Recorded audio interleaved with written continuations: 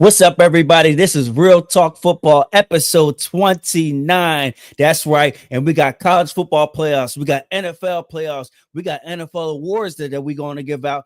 I mean, I know who I want to pick. I don't know who KG is going to pick. We don't know who this man is going to pick. You know, he's crazy. So I'm not going to be surprised at all who this man picks out here. Then we got to talk about Black Monday. These coaches is getting fired on their day off, Craig, for selling boxes. I mean, that was stealing boxes. They're selling the boxes. I don't know what's going on. But are you ready for this show, though? KG, let's go.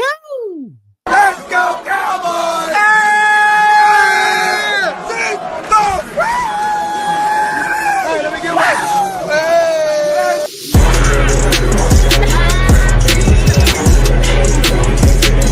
Let's fucking go! It's about that motherfucker. Y'all motherfuckers have me pissed off. I had to go get the motherfucker right. Oh!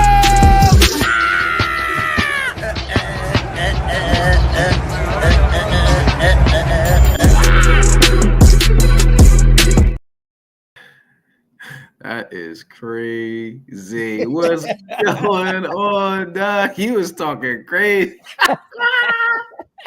Talking crazy, oh.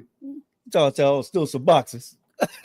Talking crazy, bro. What's going on, big dog? What's going on, man. people? Thank you for joining us again. Real Talk Football, episode 29. Make sure you always, you know what to do. Follow us on all the socials, Instagram, Twitter, TikTok, Snapchat, and YouTube. Make sure you like, share, and press that red button to subscribe. What's going on, big dog? Oh, man, trying to stay warm. It's disrespectful outside, bro. Yo, It's disrespectful outside. it's cold. Had to take the oldest to basketball. I'm out here like, yo, what's going on? We ain't got time for this right now.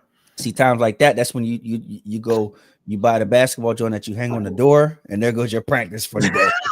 Because we don't leave it at crib. He already got that joint in the room. So you better go dunk on your brothers or something, bro. he need a new net because that joint is trashed. He need a new net. That's because they was hanging on that joint. Right, facts. All the time. Oh my gosh, bro. But Lo, man, we got a show to do, bro. You ready? It's like, yo, it's playoff. NFL playoffs. As much as we get excited for the NFL, like it feels like we just started. We just was doing a draft with our first episode, and we already at the NFL draft. I mean, NFL wildcard weekend. It's gonna be a crazy. We got some crazy matchups that I think it's gonna be a good one. It's gonna be a good one. Yeah. All right, let's get it started with this first topic, man. Listen, Black Monday. Black Monday. These coaches got fired. Some we expected to get fired. Some was unexpected. Some was head scratching. Don't know what organizations is doing. What do you think of the firings, especially with Antonio Pierce, Rob Mayo, Doug Peterson? I know we already talked about some along with the Saints because they got fired. And Allen got fired. Robert Saleh got fired during the season, and a couple other coaches as well. But these new guys that just got fired, and what do you think about are they attractive job openings? Yeah. I think Antonio Pierce, he didn't get the right recognition of a year after 1 year. You set this man up for failure. I like your picking Brock Bowers, but you wasn't sure what you were doing at the quarterback position. You trade for Devontae Adams thinking you was going to go get Aaron Rodgers. It was probably better off you didn't take that bum. You left him for dead and end up trading him. Your defense wasn't up to snuff. In big divisional games, you came ready to play. Crosby came ready to play. But other than that, you guys will be in some shootouts, but you're just losing games. You don't got the weapons there. Right. So you set this man up for failure. And that's fine that year one. You know, it's your year one. You're trying to build a culture with your team, which you was already trying to ride with the season before that because you was the intern coach. So you already knew what you was getting yourself into. So for you to go ahead and fire him, which was a Tom Brady doing. I heard that he tried to get Bill Belichick on the phone. Here we go. Yeah, heard he tried to get the guy out there. But Brock let me see. You didn't talk. Dable. They end up keeping him. I understand keeping him because I think he wasn't sold on Daniel Jones. So he's like, yo, let me get my shot with the quarterback that I want. Let me go and get the guy that I feel like is going to help us compete and win. But keeping the GM, nasty work. Yeah. Nasty work. Nasty work. No idea why you did that, bro. Very confused on that. Very confused. Especially after you let Saquon go and the cornerback on the Packers go away, who has, I believe, got 5 interceptions. Safety, I'm sorry. Xavier McKinney. Yep. Getting creating turnovers and creating plays on the Packers right there. And so he almost signed with the Eagles, so they almost had 2 players sign with the Eagles. Oh, hell no. Nah. See, so you go around and keep this GM, this guy who just sat here and just embarrassed your whole franchise all year long. Saquon should have just went in there and broke the rushing records just strictly from that. Right. It's crazy. And then Gerard Mayo, like I told you in the text message, I think what Mayo was, he's a younger guy, and I guess they thought they were trying to go younger to relate, but he got such an old school mentality, bro. Yeah.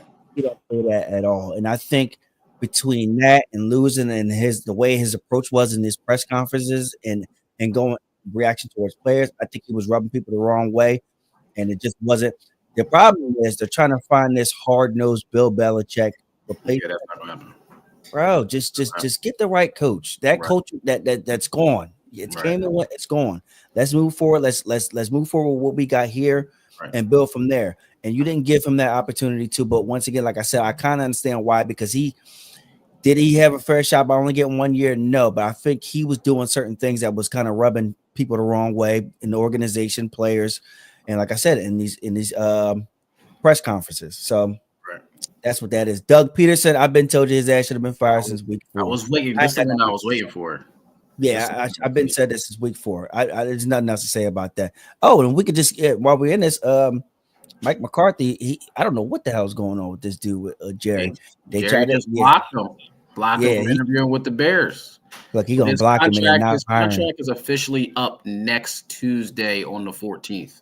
Yep, he gonna block him and not even hire him. I don't know what the hell we doing, bro. It's a joke, straight joke.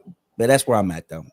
Yeah, man. Like I talked to you. I talked to Ryan, Antonio Pierce, Gerard Mayo, and the rest of the coaches who are coaching in the playoffs. And I'm not saying all the coaches. I'm saying black coaches.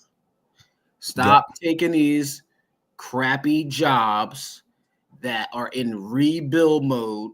You get these 3-year contracts knowing darn well you only going to be there for 1 year. Antonio Pierce, you should have never took that job. You ain't have no quarterback. Your roster was depleted. The Raiders are in cap hell right now and have been for years. Davis, the owner, is the poorest owner in the NFL. He is making basically no money right now because he's in the hole. Mm-hmm. So Antonio Pierce should have never took that job in the first place. It was a lose-lose. You have a quarterback, and unless you have a quarterback in the NFL, you are not going to be successful at all. Then you have Gerard Mayo, same situation. Another depleted roster. You ain't got nobody. You get your quarterback. Drake May did progress this season in his starts that he made, and they were never going to give you a chance to rebuild or to build around Drake May to have some success. Yes, the defense plays hard, but you got Drake May, who was a rookie. Don't expect anything from him, and then you have no weapons around him at all when it comes to receivers, and then your running backs. You had a couple tight ends, okay, but you got to start now. Whoever coach is going to come in there, rumblings around that they want Mike Vrabel, and he's another defensive coach. These defensive coaches are not having a lot of success at the head coaching position.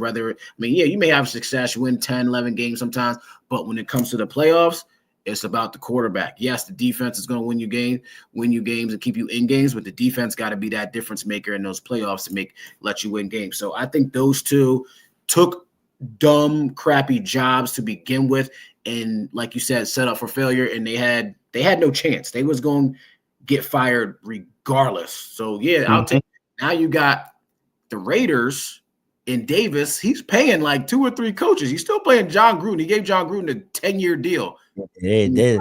You're still paying him. You're paying Antonio Pierce for 2 more years. And I forget the coach before John Gruden. He got McDaniels. He's still paying him too.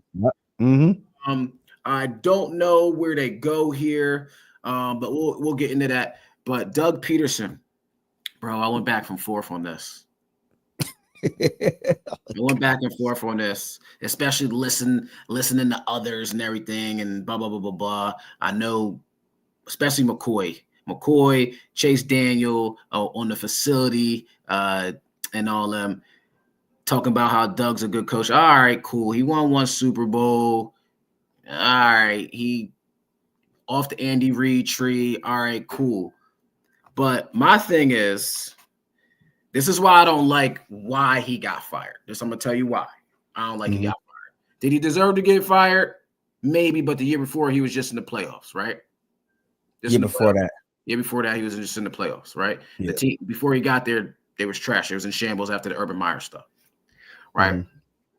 The reason why I don't think he should have got fired, because the blame got to go somewhere, right? And they going to blame the coach. You paid your quarterback $55 million a year, and he hasn't performed at all. Hasn't performed. You started off hot last year, and then you sizzled off. You came back from that playoff win two years ago. Cool. But that's the only thing you've done successfully. And that's probably that playoff win earns you that $55 million a year. Well, didn't really earn you. It got you that $55 million a year. And that's what I think they need to stop doing with these quarterbacks. When you got an average quarterback, but you paying them all this money, you got to start making them earn that bread. And then you turn around and fire the coach because the quarterback you as a GM and owner decided to pay ain't playing up to his $55 million or $60 million or $54 million contract. So the blame got to go to the coach if the team's not successful. But meanwhile, had all those injuries on defense, injuries on offense. Even Trevor was getting hurt, concussion, ETN getting hurt all the time. And now you got an injury-depleted defense, injuries on offense, and now you don't have all your quarterback doesn't have all his players. Your coach don't have all his players, but yet you fired him. I think Doug should have got 1 more year. And I know I said earlier and during the season that he should have got fired because he's an offensive coach and you're supposed to develop this quarterback, right? You developed Carson Wentz. You won a Super Bowl with Nick Foles, your backup quarterback, right? Mm-hmm. But this super talented guy who everybody thought was a generational talent, how come you can't develop him right now? How come you can't get him to where he needs to be and progress year to year? Now, I told you before Sunshine got drafted, his last year at Clemson, he was going down, right? Yeah. Going down, and now he's kind of plateaued. Yes, he got that money, but he's kind of plateaued. There's no growth yet with him. Right. Granted, he's still got time. Mm-hmm. But franchises ain't gonna wait that long. I know the Jags. I mean, the last time the Jags was in the playoffs was when they had Blake Bortles, and Blake Bortles wasn't that good. It was that defense. That's where I'm at with mine. Like with these coaching firings, though, we got what 6, 7, 8 jobs out there with the Raiders, the Patriots, the Jags, the Saints, the Jets, the Bears. Give me your top 2 teams that are the most attractive to you and what coaches you think should be there. First thing to add on to what you were saying with the last thing with Doug Peterson, me being the Trevor Lawrence apologist, watching a lot of these games, the games that he was in, right? It'll be a close game. He'll drive them down and score. Then the defense gave it up, or Doug Peterson being aggressive at the wrong time. Right. But I think that's what got him fired, and also him not having enough balance. Bro, I've been saying this all year. You got 2 running backs, and you got Trevor throwing the ball crazy. Right. There's no need to do that. Right. There's no need to do that. Why you keep putting pressure on this young dude who's still learning and trying to develop? Tank Bigsby was balling this year. Just hand the ball off, man. Hand the ball off. Like I don't understand that. And that's why I've been telling you he should have been fired, because it makes no sense. You got 2 running backs, and now you just run the ball. These dudes can get they can catch the ball with a 2. Facts. Both of them, bro. Sure. It made no sense. And it took until it probably took until like the last 5 games. Then Brian Thomas then broke up. He didn't woke up, because honestly, they got help around him this year. But let's be honest, they got number 2 and number 3 receivers as help, and then you got a rookie. Kirk You didn't bring it again. Yeah, Christian. Come on, man. You got the receiver from the Bills. He's a number 2 receiver, maybe even a 3. Yeah, he was missing time. Gabriel. Yep. Tight end Ingram was missing time. So it was a lot of things that piled onto it. But like I said, it was Doug kind of did some of that on his own, with the fact of making stupid, crucial calls and not creating more of a balance to take the pressure off of Trevor Lawrence. So I will say though, Thomas did step up and with everybody as a rookie, a little bit. Like it take those rookies to take time to adjust to the NFL speed and all that. But he did step up to say, "I'm the number 1 receiver. This is me." And hell yeah. And I think LSU. I don't know if anybody saw this. LSU cemented their wide receiver this year. The top 4 receivers in the league. Oh my God. Jamar Chase was number 1. Justin Jefferson was number 2 in yards.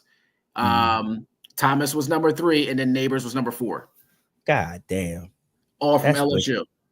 That's crazy, bro. Crazy. Well, let's get back to you. The next 2 coaches you think should be there too. So I'm looking this up, and I'm going off of talent, age of the roster, organization, and cap space. So, number 1, we're not high on them, but Chicago.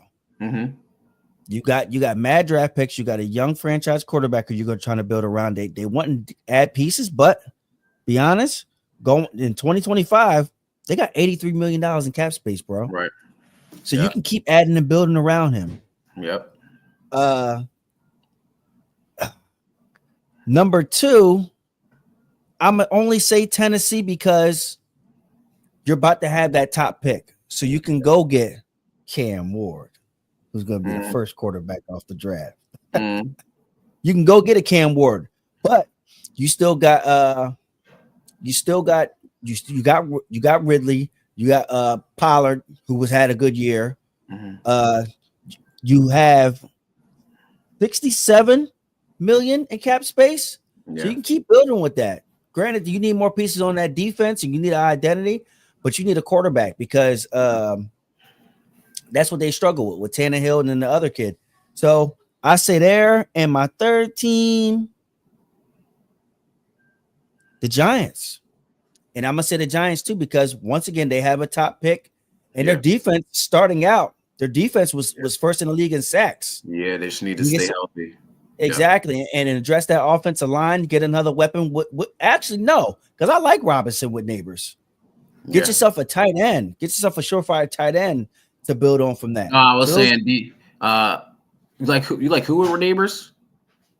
I like Robinson with Neighbors. Oh, but he's a slot guy. They need a number 2 guy on the outside. Yeah, but you can get a vet guy for that though. Yeah. You can get a vet guy for that. Get a young tight end. Yeah, all depends on what receivers. I think receivers will wait to sign there after the draft. Obviously, after the draft to see who they pick up. Whether they trade for somebody or they draft a young guy and say, all right, I'll come play with the young bull. You know what I'm saying? Exactly. So we'll say I agree with you with the Bears, and I think we all know Ben Johnson needs to get that job. If Ben Johnson don't get that job, they're gonna be trash again. Right. It's only gonna make it's only gonna further undevelop. What about Cliff?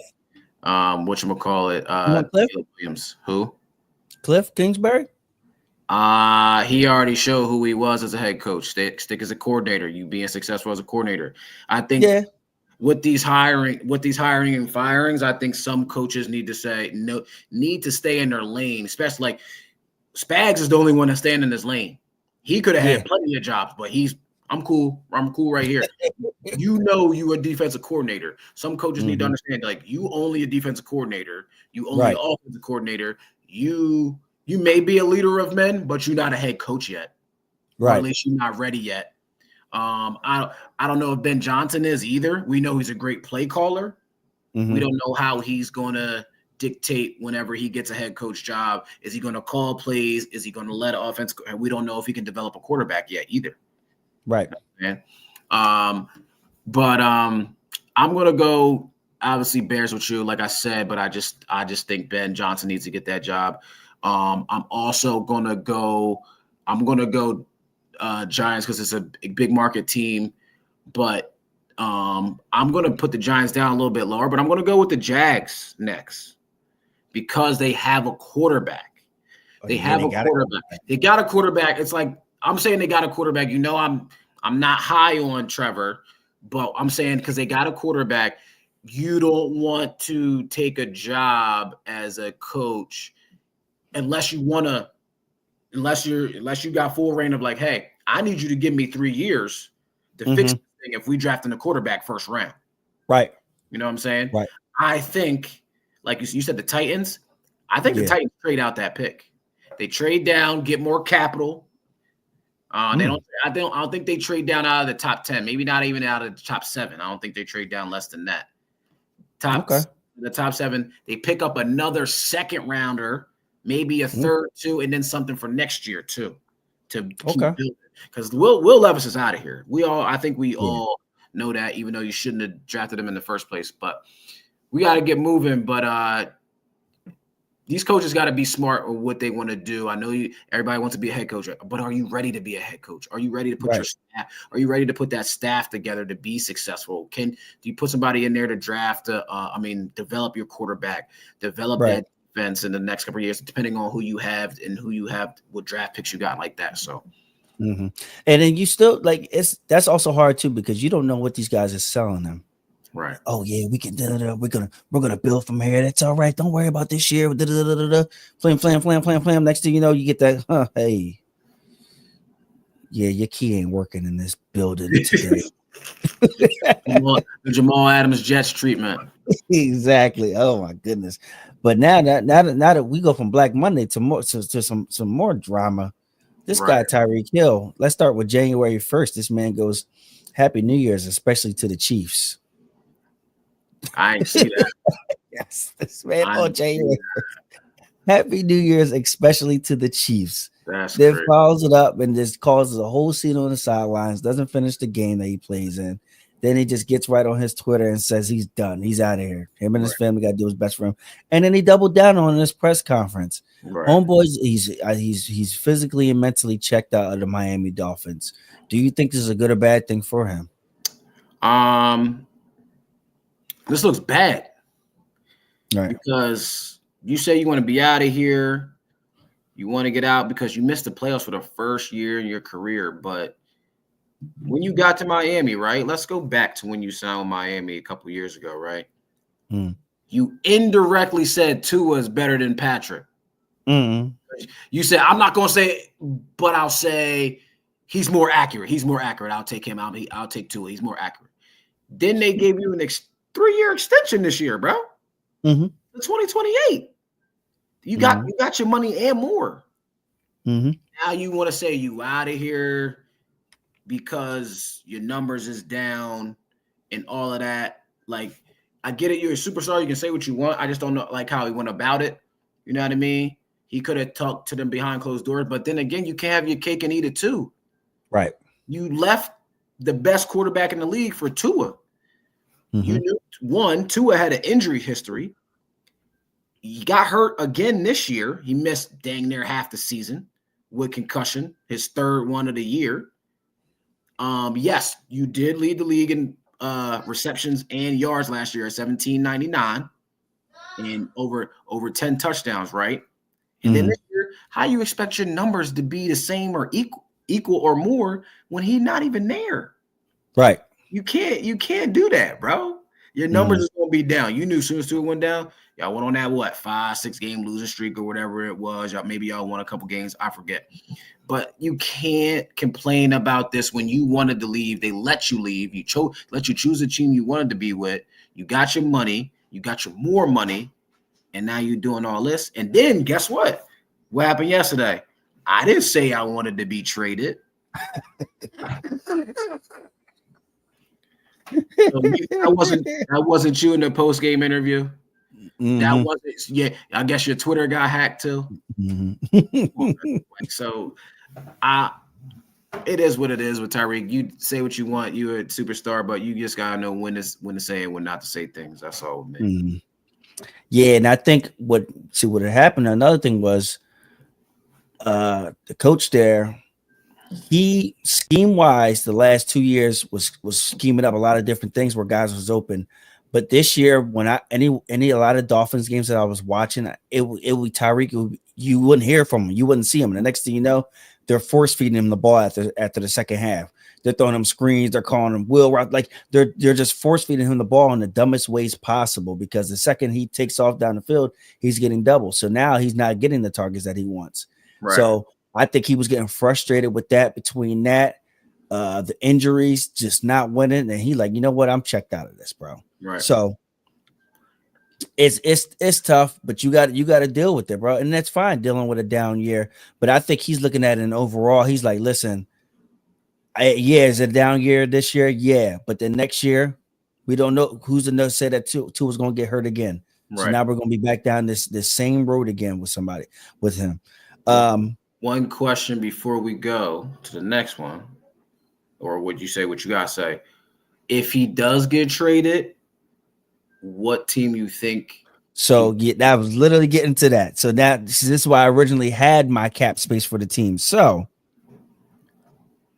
and this is based off cap space, because he's 2025, his cap hit is 28 million. Right. 2026, his cap hit is 51 million. So I think he's going to have to get that. It's going to be at the sign and trade. You think it's going to be? Well, I don't think so.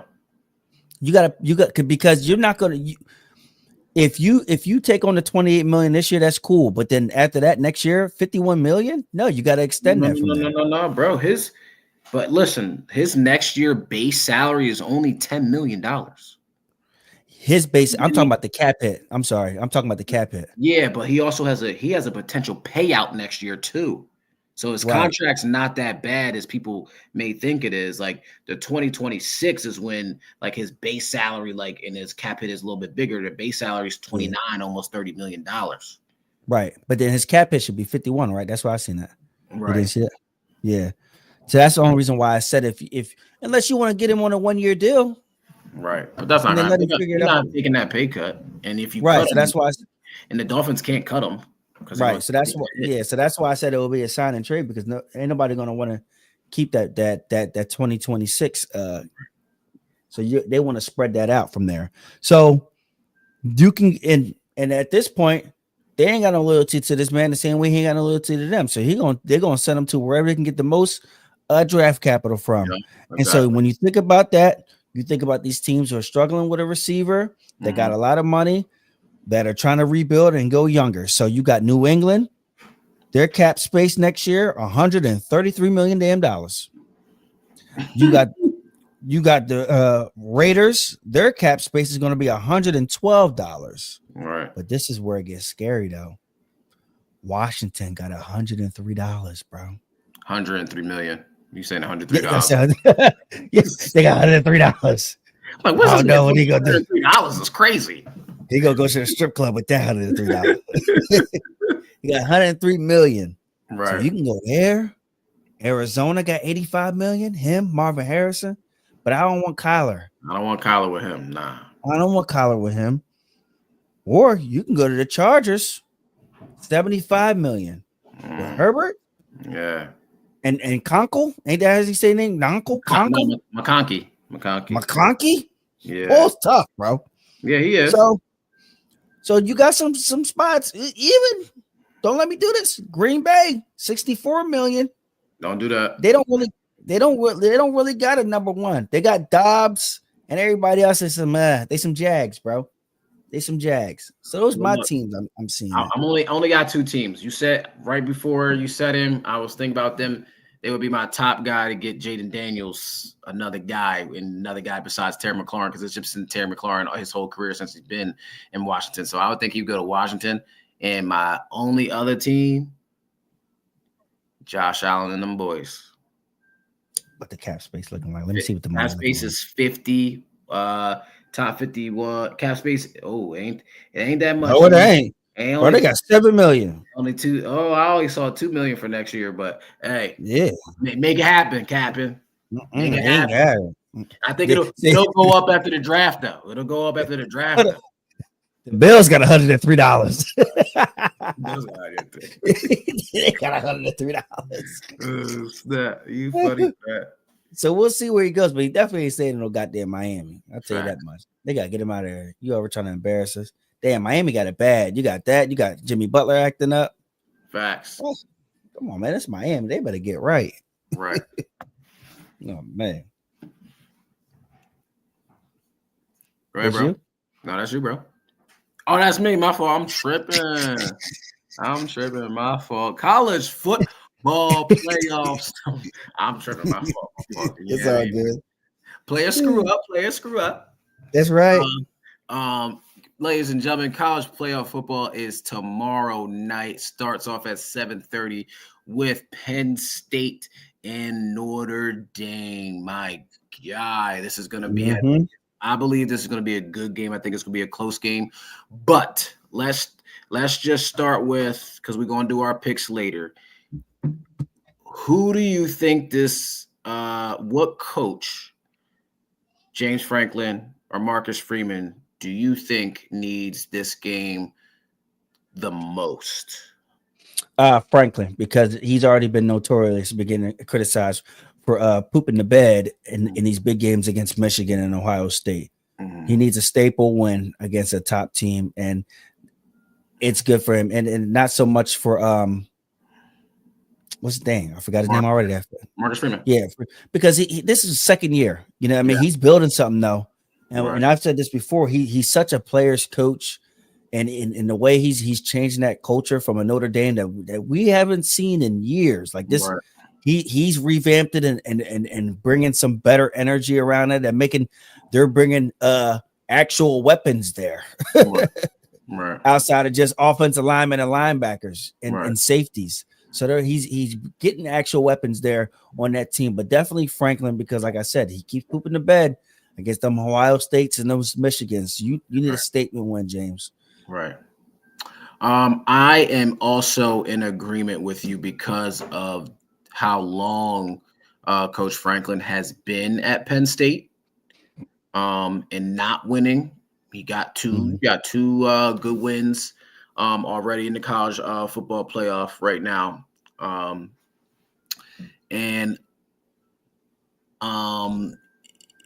Marcus Freeman, like you said, only his second year. No, this wasn't expected of him. Right. Especially after they lost to Northern Illinois in a year. Everybody's like, oh, it's over for y'all. Y'all lost to Northern Illinois and got no business for this game even being close. There was no high expectation on him in his first year. Would they go 9-4, I believe, last year? Or something on the 9-4, 8-5, something like that. So I don't think there's a lot of pressure on Marcus Freeman and his ball club, but all eyes are going to be on James Franklin because of his history of not winning the big game, not beating those top 10 teams, those top 25 teams, those top 5, those top 3 teams. So I think that he's playing one of the blue bloods in Notre Dame. Mm-hmm. He's going to have to win this game regardless of him. He's got the most pressure. I'm not saying he has to win this game because I think he's got that contract extension, but he's going to be there next year. I just think if he wins this game, this might say to Pennsylvania recruits, maybe we need to stay home. Yeah, because definitely the players in Penn State are notoriously known. We ain't staying here. Yep, they're going to Ohio State. They're going Right. everywhere else. Maybe if you win this game against Notre Dame tomorrow night, you start getting some real commits the next couple years and really building that program and really being a staple in the playoff every year and not just a one-year wonder right now. So Definitely. I think he has the most pressure as well. I'm with you on that. What do you think in the Friday night game, Texas versus Ohio State? Who has the most pressure on them, whether it's coach or player? Oh, 100% is Ryan Day, because he's slowly getting himself off that hot seat after that embarrassing Michigan loss. They've been raising hell ever since then. Mm-hmm. And Ohio State's been on a tear ever since that Michigan game, but it's still the hot seat for him because he's still notoriously known for pooping the bed in these big games, just like Franklin will. These tight, close games, they just do too damn much. While I'm still Steve Stark, I've been rooting for Texas, but dude just be doing the most weirdest things ever, and it just be mind blowing. I think he play calls scared or conservative. He plays not to. He'll get a lead and all right, let me just coast it out. No, bro, put your foot on their neck. Mm-hmm. Put your foot on their neck and let them know this game is over. You start putting in the backups. You don't do that. You get up on teams and you start lollygagging, doing these dumb play calls. Like you do the dumbest things compared to Ryan Day. It's a tight, close game. You just doing stuff because you're scared. Right. And that's just what that is. But it's still more pressure on him because you have the most talented roster. You have the deepest roster. You got the highest paid NIL money roster at that too. Mm-hmm. So yeah, brother, man. Last question before I put my take on it. Do you think Steve Sarkisian plays this way because of the way his quarterback has been playing? Because those first three and three quarters of the game last week against Arizona State, yes, they was winning, but he wasn't playing well. The defense was keeping them in the game. Yes, they were scoring field goals, had a couple of touchdowns. They took what was that 24-6 lead, right? Or 20, whatever that was, 24-6 lead. And then the last 5 minutes, Quinn Ewers wanted to show up. So do you think he's playing and play calling depending on how his quarterback is playing? Listen, if you want to do that, that's fine. Stop calling so many goddamn pass plays. You got two running backs. Mm-hmm. You got two running backs, bro. Yeah. And what was with not giving Blue the ball last week? Was Blue? I have no idea. He's not even hurt. He just was barely getting carries. I don't know what was going on with that, bro. Right. Yeah, I'm with you on the Ryan Day thing, but I also think Quinn Ewers is under a lot of pressure as well. To perform, because now he's trying to get his draft stock back up.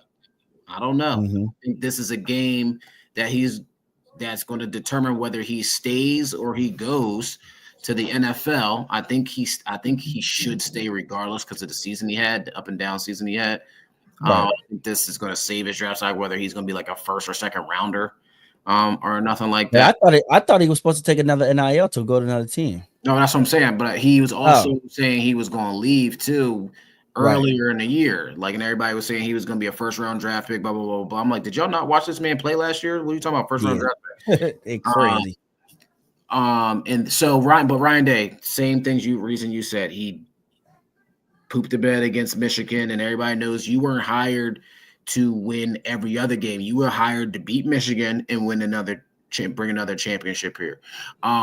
Especially with all the NIL money, like you said, $20 million to get that team and get those players. But I'm excited for that game. I think I'm more excited for that game because I'm trying to figure out who's going to cover Jeremiah Smith. I know they got the Jim Thorpe winner over there, but both of them corners on Texas is good, but they also small. Undersized. Jeremiah Smith big as hell. Very small. They're like 5'9", 5'10-ish, and they weigh like a bean 50 soaking wet. So I don't know who is covering that man. So I'm excited. Unless they get. Go ahead. No, I'm sorry. Go ahead. You finish. I was going to make a comment on the corners. I'm saying I'm excited to see how each coach plays For all. sure. Even though you got Chip Kelly up there calling plays, see how he schemes against this defense. Now you see. Now, man, I'm gonna save that for later. Say that later. I'm gonna save that. Yeah, well, I was gonna say, let them corners like get Chip at. I mean, press him early, get him uncomfortable, get him off his routes, and just don't get out muscled or physical behind him, which is hard to do because he's strong as hell too for a young boy. But Right. you get him uncomfortable, knock him off his routes, like just make his timing off, just to rely on your D line to get there because they have a really good D line. That's the only way to do it. Other than that, he's gonna get his, bro. Facts. That was tough. Man, then they had 200 yards last week in the first half. Yeah, he was going crazy. Right. God damn. Here we go. All right, time for the awards. Yeah, Now, how do you want to do this? You want me to give you my whole joint, or you want to go back and forth? We're going back and forth for each one. So you give yours, I'll give mine. All right. So I'm going to start with Coach of the Year. Okay. I'm going to give Coach of the Year, he's actually the favorite right now to win it, but we'll see what happens because anything can happen. I'm going to give it to Kevin O'Connell not even only because of a lot of different reasons. You was going into a season where you weren't sure what the quarterback position was going to be. You had JJ McCarthy, who you drafted. You wasn't sure if you were starting him or Sam Darnold. JJ McCarthy gets hurt, and we're still like, all right. We're like, oh, Justin Jefferson got paid, but he ain't got no damn quarterback. And the next thing you know, boom, that offense is shaking and baking, baby. Shaking and baking. So you have a top offense, you have a top defense, you got a really good DC coordinator, and Brian Forrest, he's got these guys playing really well, he's already taking interviews for head coaching jobs, and which I do hope he does get a fair shot because he's another one who did not get a fair shot in Miami. It's just gonna be a formality. I don't think he will. Yeah. Oh my God! Don't play with my man. You tried to, bro. How you gonna try to? A couple years ago, you tried to sue him. You ain't going. You damn right, because you playing with me. Oh, for sure. Yeah, for sure, for sure. But he's not gonna get it. He's not gonna. Yeah. But yeah, with that being said, like I said, I got Kevin O'Connell. Okay. I got KOC as well for the same exact reasons. Your draft pick got hurt, even though you signed Sam Darnold earlier for insurance, knowing you was going to get a quarterback.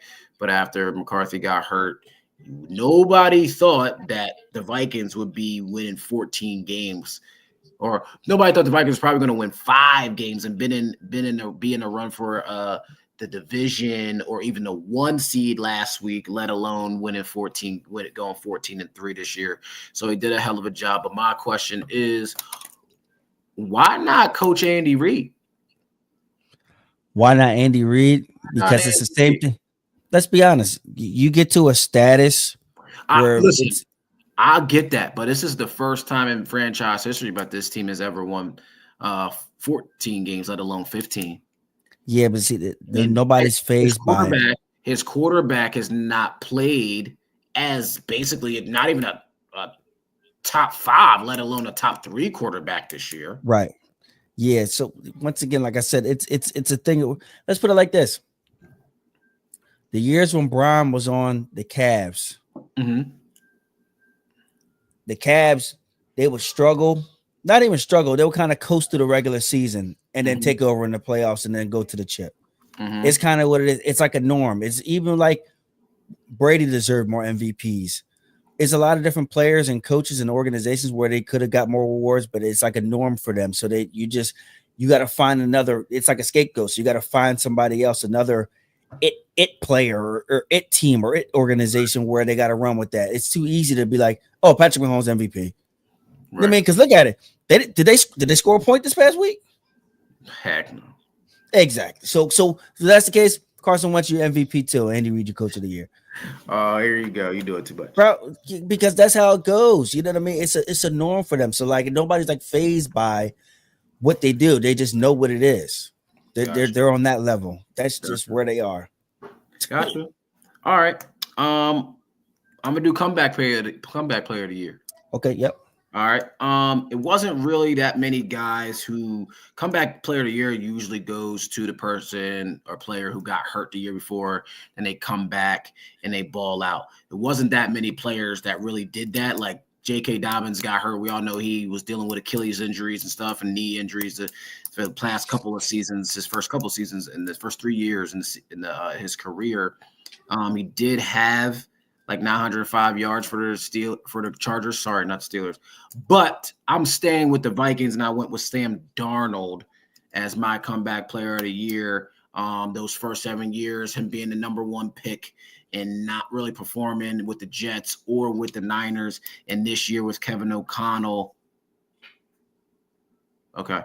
This year with Kevin O'Connell, he had 4,300 passing yards, 66 completion percentage, both career highs, 35 touchdowns and 12 interceptions. So even though he didn't look that good last weekend, I think he deserved the comeback player of the year the way he's played and how he started his career. Definitely. And I'm adding to that because I also picked him too as comeback player of the year, because this is a man who was down and out. He's been in the league since 2018. He was on a terrible Jets team. Then he ended up on Carolina, which was also bad. Then he had a year in San Fran as the backup to Purdy, where he was actually even serviceable there because Purdy had missed some time. So he got with the Vikings. Once again, we thought it was J.J. McCarthy. Was a lot of unknown what was going on, and he found a team, a coach, and a system that he can excel in. So now that you see that what he's doing, and now you see where they're at right now, winning 14 games, there's no way to not give it to him, you know? So I seen it was people on there, Burrow, no. What you coming back for? No. Hamlin, I like your start and everything like that, but you're still not producing it to a level to get that award. So he did play well. He did play very well this year. Yeah, he definitely did. So yeah, I give that to Sam Darnold for sure. Solid. For sure. All right, so I'm gonna do defensive rookie. That's fine. Go ahead. Oh crap! My defensive rookie of the year goes to, and I talked about him throughout the season because I really liked him a lot. Jared Verse from the Rams. DN. Come on, bro. Don't do that face because I was talking to you about it all year. Don't do it. Go ahead. All right there. Jeez. 36 tackles, 4.5 sacks, 2 forced fumbles. Young boy's a dog. Oh man, he's a dog. He's got a motor like no other. He's super strong. My only thing with him, like I've been saying it this year, because we're gonna see it again when they play the Vikings. You need some moves. The bull rush ain't just it, bro. Once you get some moves down pack, you are going to be a force to be reckoned with. That's the only thing I ask you. Get some damn moves, because even like in that Eagles game, my lot of seeing what you were doing, and he just swiped you down and just planted you on the damn ground too many times. When you're going up against those elite tackles and like that, bro, they're not fazed by your bull rush, especially if they're stronger than you. But granted, you did pancake my ladder like 1 or 2 times too. You was catching hell. So once you start to add some skill set with that strength and speed that you got, you are going to be a force to be reckoned with, young man. I think we're gonna go 4 for 4, even though it's just gonna be 3 for 3. But I think when we go to offensive rookie of the year, it's gonna be the same too. Because I picked Jared Verse as well, and I also told my man Ryan, who's a Rams fan, my barber, bro, y'all are projected to pick him. If y'all get him, he's gonna be a problem. And then they got his teammate Braden Fisk from Florida State, and both of them on the same field have been on the same side, have been a problem. Imagine if Aaron Donald did not retire and they drafted both. God, it was scary. To add on to what you said about the 4.5 sacks and 61 tackles, in his first 10 games, he created 50 pressures. God damn. That's five pressures a game. Yeah. Young Will's a freak. That's hard to do. Hell yeah. So Jared Verse from the Los Angeles Rams had a great season. I hope he wins it. Right now, the favorite is Quinyon Mitchell.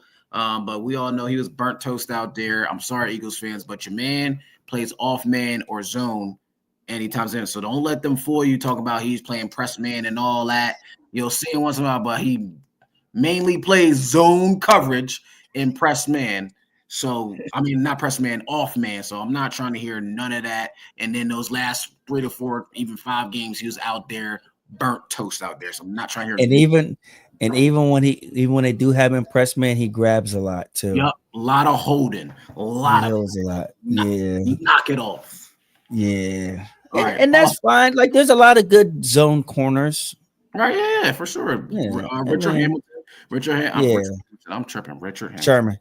Richard Sherman was a zone cover 3 corner. He wasn't in man a lot either. He had to have his eyes on the quarterback. Yep. Same with homeboy who was on the Panthers, who was always beefing with Odell. Norman. What was his name? Josh Norman. Yeah. Yep. So this can be some good zone corners. All right. Offensive rookie player of the year. I think it's obvious. Jaden Daniels. He was balling out there, over 3,500 yards, 25 touchdowns, 9 interceptions. He had 5 comeback wins, most notably the Hail Mary against the Bears, a comeback against the Eagles in the division, which was a crazy game. And then he just did it again against the Dallas 2 weeks ago. So he balled. I also had Brock Bowers at a close second over Bo Nix, who also balled out because Brock Bowers broke Puka Nakua's record for yards and catches this year, but only having 4 touchdowns. So I think Brock was a close second, and Bo Nix came in third for that award for me. Yeah, definitely. That's where I'm going with you with that. Same thing, Jaden Daniels. There's nothing really else to add to that. Like I said before, the only thing is gain some weight because all that running around you're doing, these players going to come and mangle you. Right, exactly. For sure. And good luck in the playoffs, young rookie. Yes, sir. Good luck for sure. You want me to do my defensive player of the year? Yes, sir. Go ahead. My defensive player of the year goes to Mr. TJ Watt. I knew you was going to say that. Come on, man. Why? It was either 1 or 2 people from the same division, too. Well, go ahead. 61 total tackles, 11.5 sacks. And this is what he does on it's a norm, man. And it's crazy how much impact and pressure that he creates. They double and triple team this man. He is a force to be reckoned with, and he's coming with hell and a motor, and he's so smooth with his moves. Oh my goodness, he's so smooth with his pass rush moves. Yes, TJ Watt. They need to put another pass rush guy with him. I like what's the name on the other side? But he keeps getting hurt. Yeah, that's the only problem with him. But yeah, he's going to be a force to be reckoned with, and I think he's going to be pissing Lamar off this weekend. I'm a little disappointed in you and what your answer was because I thought you was going to say Kyle Hamilton.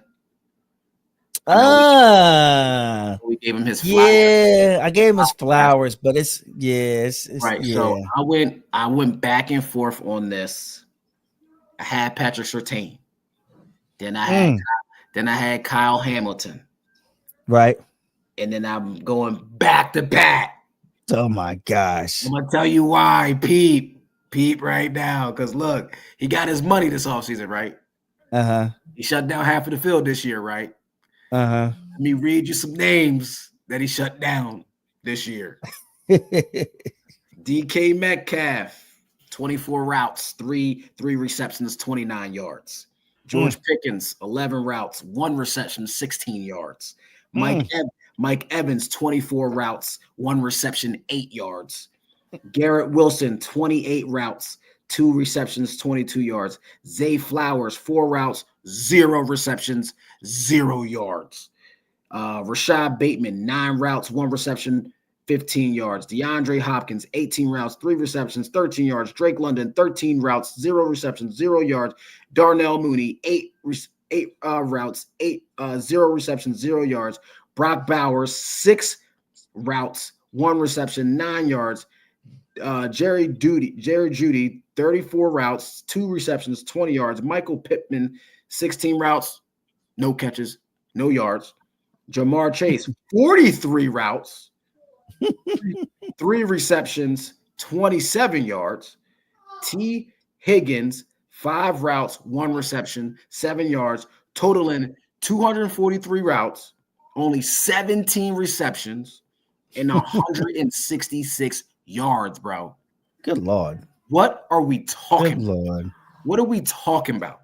He did his job and more. He was covering the number 1 receiver, the slot fast receivers that big corners ain't supposed to be covering. And he was tight ends. And he was covering one of the tight ends in the league, and as a rookie, because he was balling.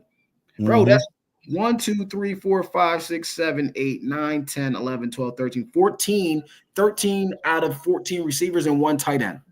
Yeah, that's and some of the best in the league. One of them for sure is going to get in the Hall of Fame after he retired, Mike Evans. Yeah. Bro. That is nuts. Crazy. Yeah. And I know Hamilton, I went back and forth for Hamilton because he had 107 tackles. Hamilton don't just play safety. He in the box at linebacker. He's blitzing. He's off the corner, coming off the edge on the other side. He's everywhere. You got to play in that star position on the defense that as defensive coordinators call it. Man, he's everywhere. But Patrick Surtain gets my vote as a defensive player of the year. J.J. Watt, yes, you do what you do, but your defense has been struggling. So where you been at? Bro, like I said, he gets triple team. I don't care. They send 3 at him. I don't care. We say the same thing about Michael Parsons, and we say, I don't care. Do your job. I don't care. Stop it. All TJ's a force, man. Offensive player of the year. Sorry to say this because I know I posted my man as the MVP. I don't want to hear it. I'm going to give it to Saquon Barkley. We already know 2,005 yards, 13 touchdowns, another 278 receiving, another 2 touchdowns. We know for sure rushing. He probably should have had 20 touchdowns or not close to it. We didn't get to talk about this last week, but I'm super mad that the coach and the team, his teammates, didn't stick up for him and say, Coach, let's go get this record, especially after hating ass Dickerson said, I don't want him to have the record. Stone Cold hater. That's what have made me want to get the record. I would say, Coach, I'm playing against my own team. I'm getting 102 yards in the first quarter. Just give me the So my offensive player of the year goes to Saquon Barkley for getting 2,000 yards. As a fellow running back, my guy, great season, and good luck in the playoffs for you and the Eagles.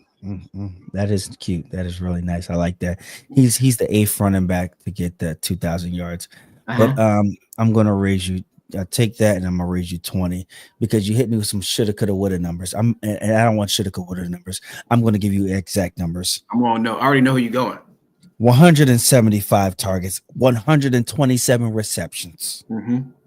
Let me say that to you again. 175 targets, 127 receptions. How many yards? How many yards? 1,700 yards.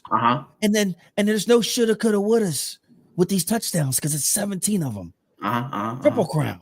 Yeah, triple crown. 4 times. Oh my God. Triple crown. Mr. Jamar Chase. Come on. Yes, sir. Oh. Can't go wrong. Either one. Can't go wrong. Shit. Either way, somebody gonna be mad.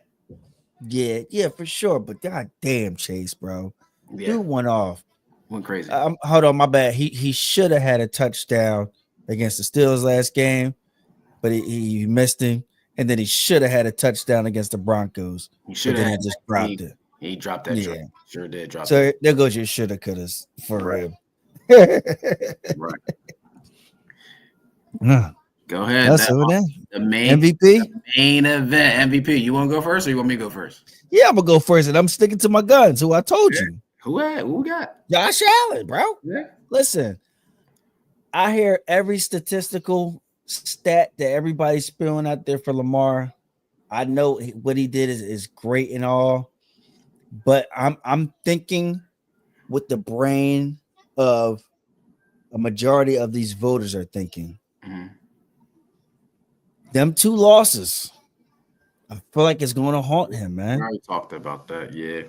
I feel like them 2 losses is going to haunt him. And I don't know. It's like I said, I statistically that's great, but when I watch Lamar, I get mad watching him because I know what he's capable of doing, but then you just see dude just drifting back, holding on to the ball, run to the line of scrimmage instead of taking off. He's trying to wait for the play to develop, and then next thing you know, he's just throwing it back. I'm like, bro, just go.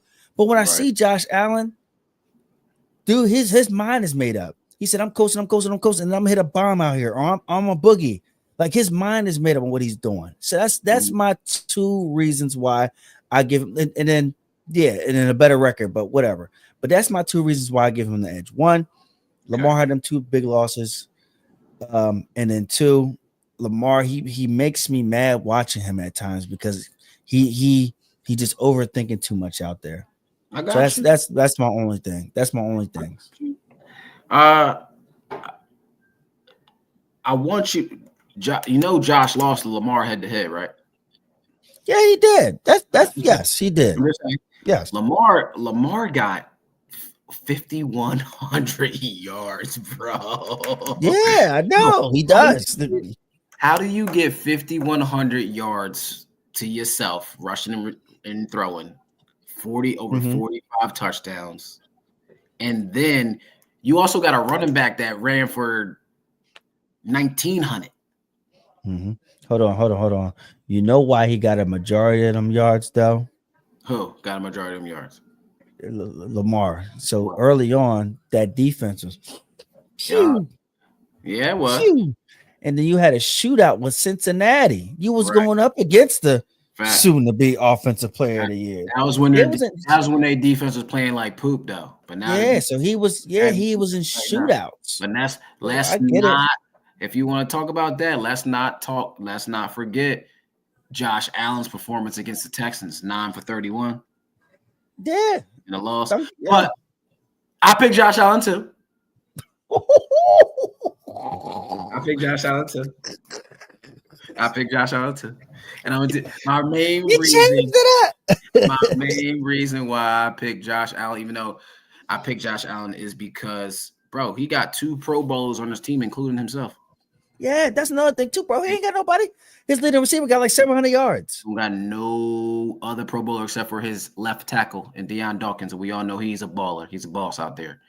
He is playing with guys that wouldn't start on other teams, especially Matt Collins, a super a special teams guy.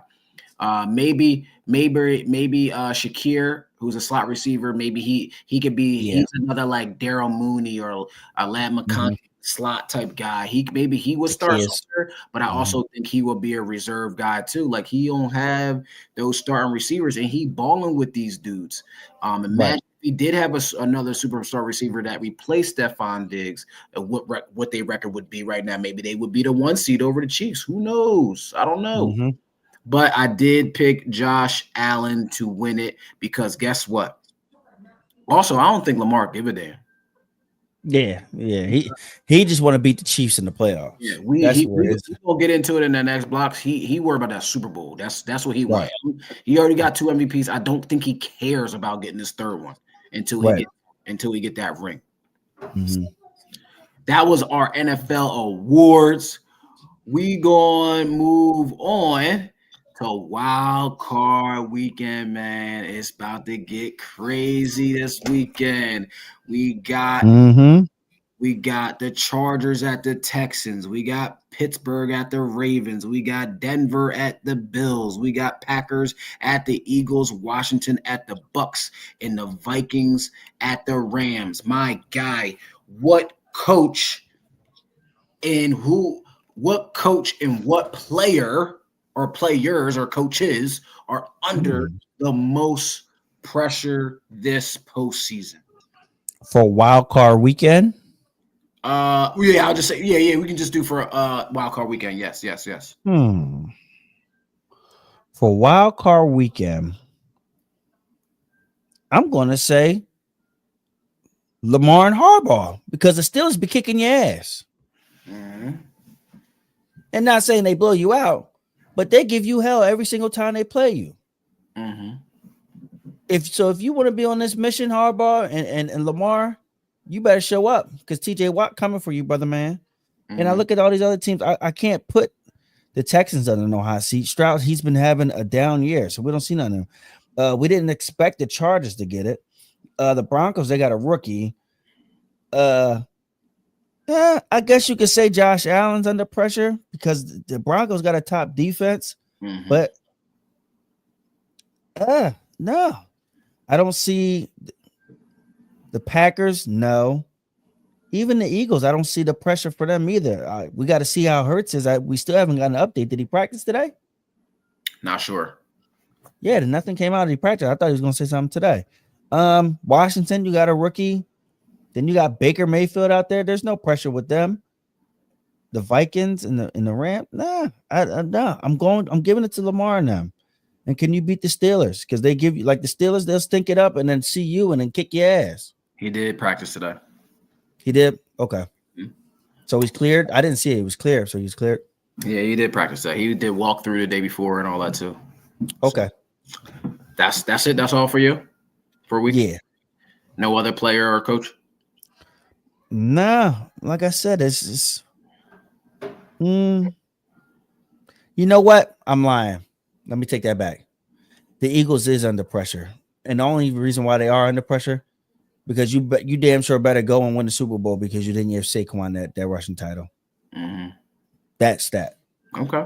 All right. I got a couple. And I'm starting off with Mike Tomlin. y'all on a 4-game skid. Yeah. And maybe going for 5 and be out. Right. And one and done again. Mm-hmm. But my thing is, y'all supposed to be the steel curtain on defense, right? Mm-hmm. This is still getting the doors blown off the last 4 games. Bro, you know what? I'm sorry. I don't mean to cut you off. Yeah. I can't remember his name, but that corner on the outside of Pickens is Dookie, bro. You mean Porter? Outside of Porter? Yeah. And Porter. Yeah, he's Dookie, bro. Yeah, and he just be talking heavy. He's bad. Let's talk about their last 4 playoff games that have all been else. Mike Tomlin, all been else. Mm-hmm. 2023, the Bills put up 31. 2021, the Chiefs put up 42 points. 2020, the Browns put up 48 points. 2017, the Jags put up 45 points.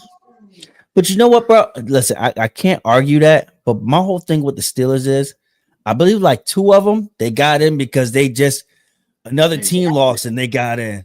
And then or that the one year when they had what's the name?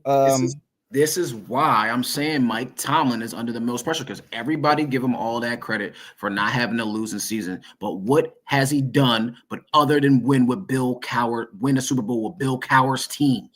He has done nothing. He has no coaching tree. He has no coaches that he's coached with get head coaching jobs or get offensive coordinator. He hires all these older guys that's around him that nobody wants anymore. He has no coaching tree at all. 0 coaches under him, bro. 0 have gotten hired. 0. And you're losing games by giving up 30, 31 points and higher. Mm-hmm. Okay? But see, that's I don't. Your defense has been doing that the last 5 games. 4 games on your losing streak. Your O-line is bad.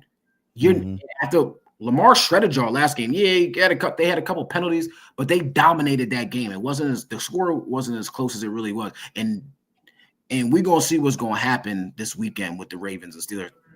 And I ain't gonna say my pick yet, but we're gonna get into it. Listen, I can't argue that, but they didn't have Pickens that game, granted. I ain't saying he's a full game changer, but they didn't have Pickens. But this is the thing I said. The Steelers can stink it up and then go see a rivalry team and give them hell. So that's my only thing with that, specifically just for this wild card right now. I'm not saying they can beat the Ravens, but what I'm saying is they will give the Ravens hell and it'll make it tougher than what you think it needs to be. And if it comes down to it, we'll see. I got you. My other pick, most pressure, it's gonna be Jalen Hurts. Okay. I know he's performed well in the playoffs, but the last playoff game you played in was against the Buccaneers, and you ain't looked too good last year.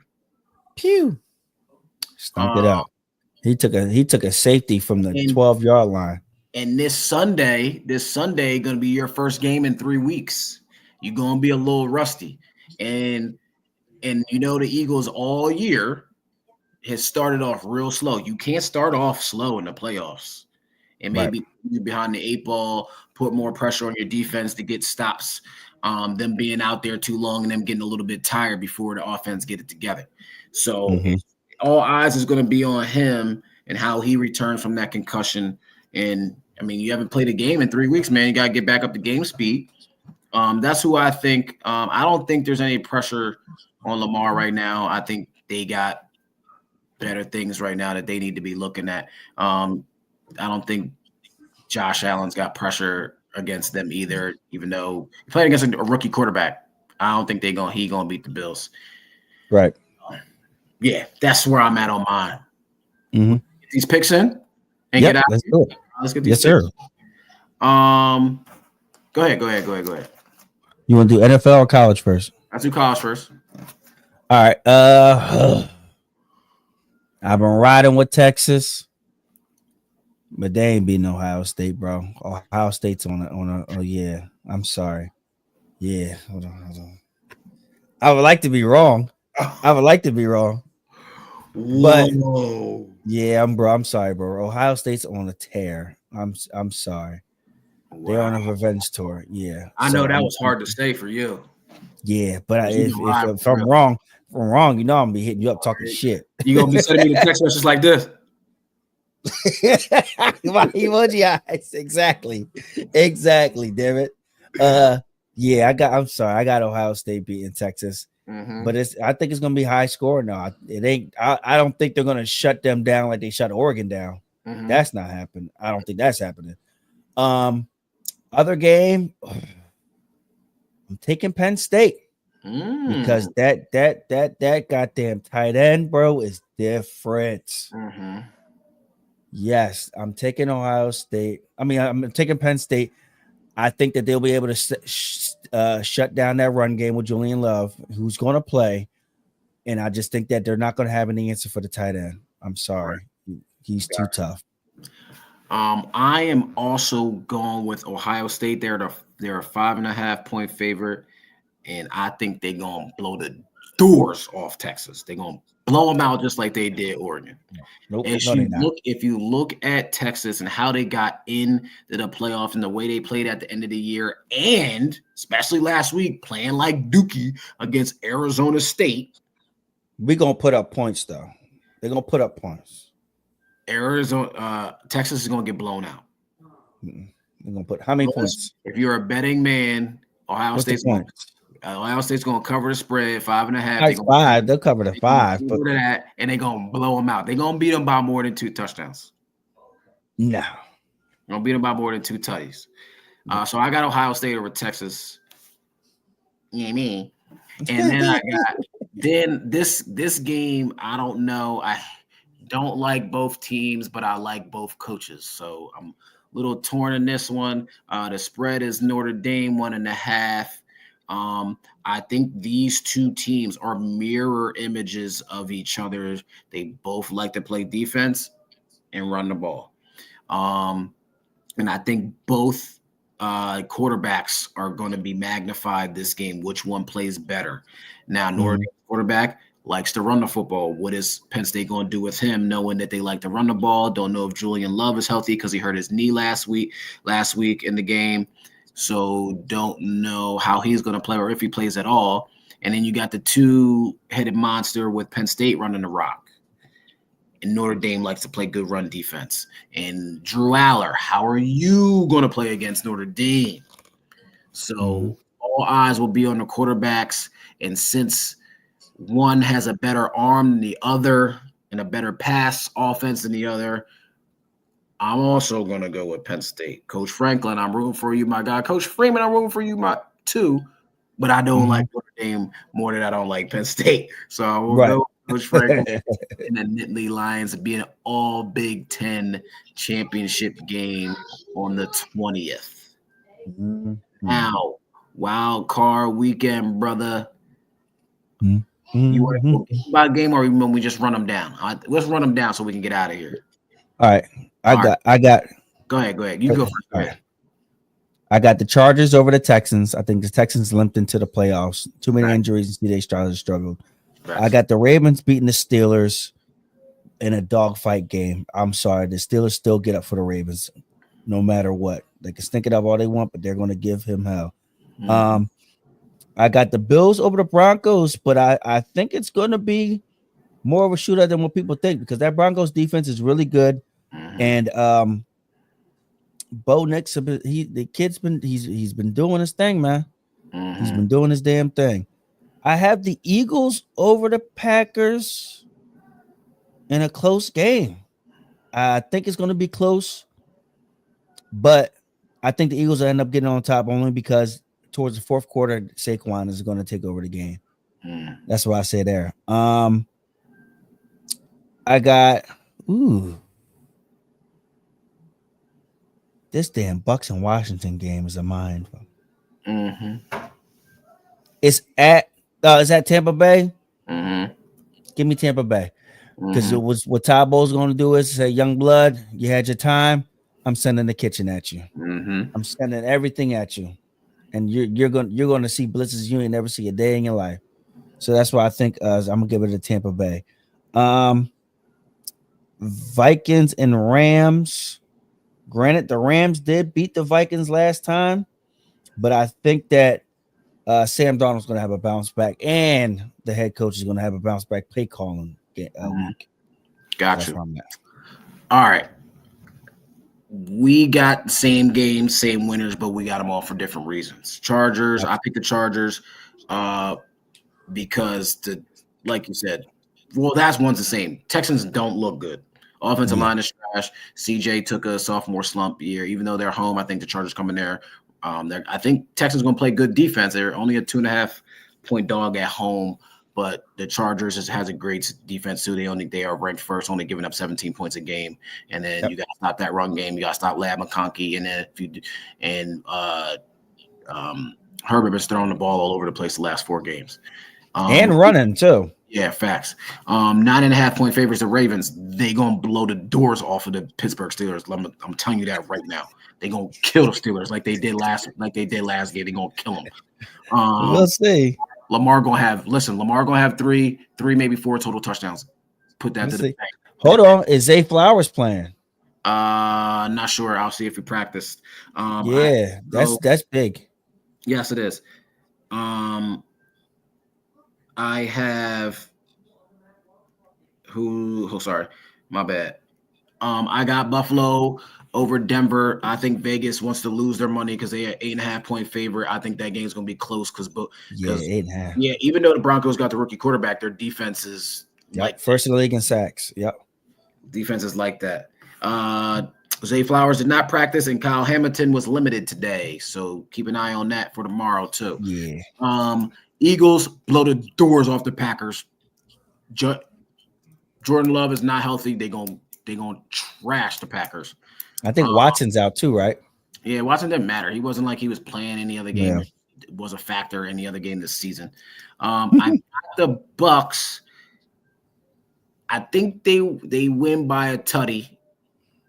They're 3-point favorites right now. The only reason why I think this game may not be close if Washington can't get a hold and stop the run game because their run defense is poop. White and Bucky Irving is going to be over early and then throw over the top Mike Evans touchdown. And Baker Mayfield ain't scared at the moment. He's been playing well in the playoffs since he got with Tampa Bay. So he almost won 2 games last year, let alone just beating the Eagles last year.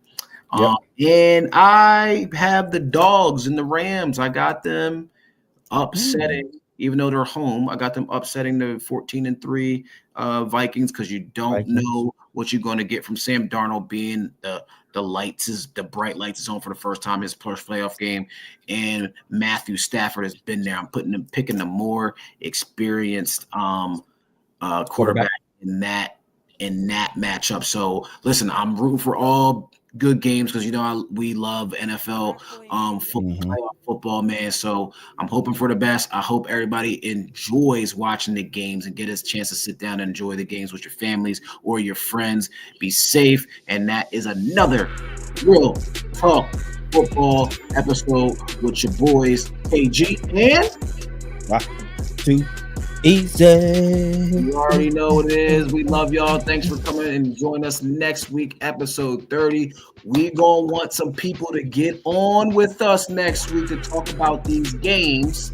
So make sure you sign up. We're gonna sign up, Jesus. Make sure you sign up and be with us. See you when I see you. Yes, sir. Hey.